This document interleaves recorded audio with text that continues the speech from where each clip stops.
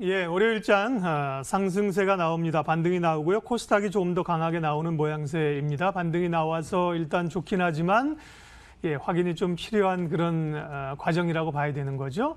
종목별 움직임 체크하도록 하겠습니다. 종목 희로애락의 희 종목부터 봅니다. 오늘 희는요.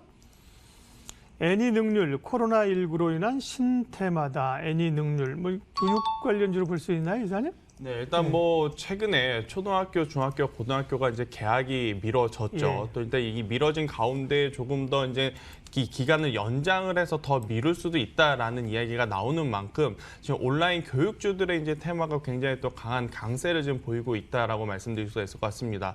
참 이 테마라고 하는 게 좋을 때도 있고 나쁠 때도 있습니다만 지난주 계속해서 이제 종합주가 지수가 그렇게 빠짐에도 불구하고 이렇게 반대로 또 상승하는 이 업종과 테마들이 좀 생겨난다라는 것이죠.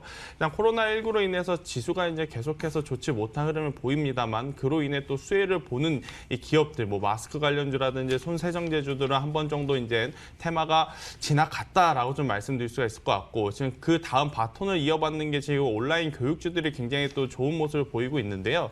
일단 제가 이제 테마주들을 접근할 때 가장 중요하게 보는 것은 진입 시기 그리고 이제 해당 기업의 실적이다라고 좀 볼 수가 있을 것 같습니다. 테마주라고 한다는 것 자체가 일단 해당 기업의 적정 주가 수준보다 굉장히 더 많이 올라갈 가능성이 굉장히 높은데요. 일단 그중에서 가장 큰 문제는 실적이 좋지 않음에도 불구하고 테마와 엮이면서 주가가 올라가는 기업들이 굉장히 좋지 않다라고 좀 말씀드릴 수가 있겠습니다.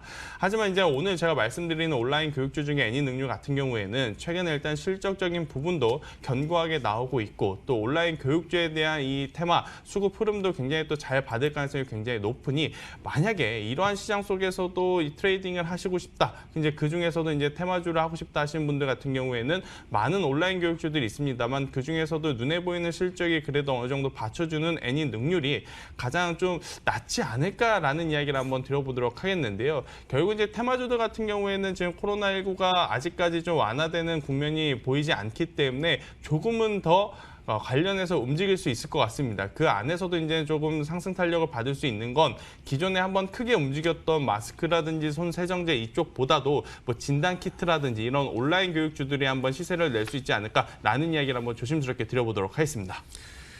예, 지난주 변동성이 꽤 컸는데요, 이 종목도요? 예. 네, 맞습니다.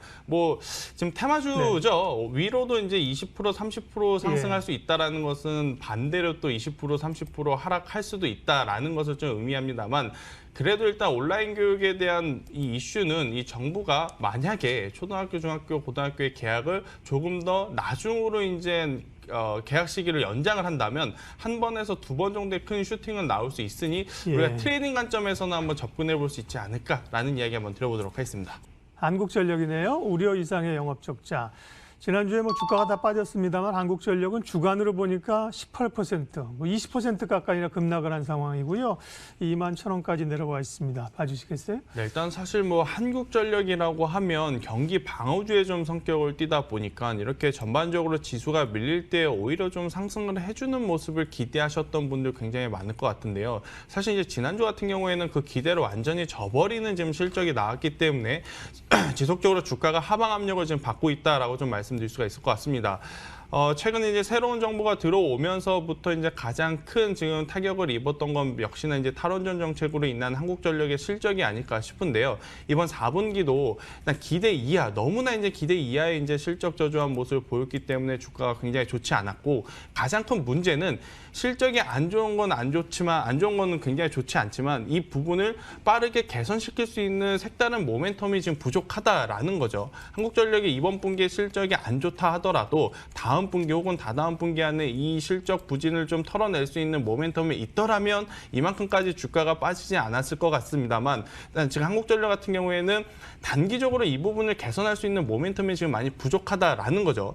석탄 그리고 이제 원전 같은 경우에도 지금 계속돼서 이제 정부의 정책 그리고 이제 계속 강화되는 이 환경 규제 때문에 좋은 방향보다는 지금 부정적인 이슈들이 많기 때문에 한국전력의 주가는 앞으로도 이 조정의 폭과 조정의 기간은 조금 더 길어질 가능성이 굉장히 높지 않을까라는 이야기를 한번 조심스럽게 드려보도록 하겠는데요.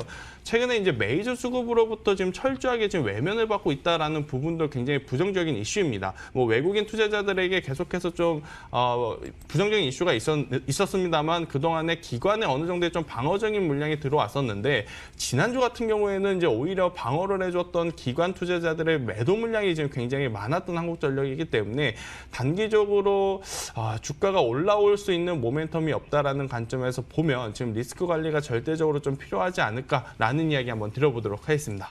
네, 오늘도 기업 희로애락으로 특징 주까지 시장 개장 흐름들 김민진 차장님, 김태성 이사님 두 분 함께했습니다. 수고하셨습니다.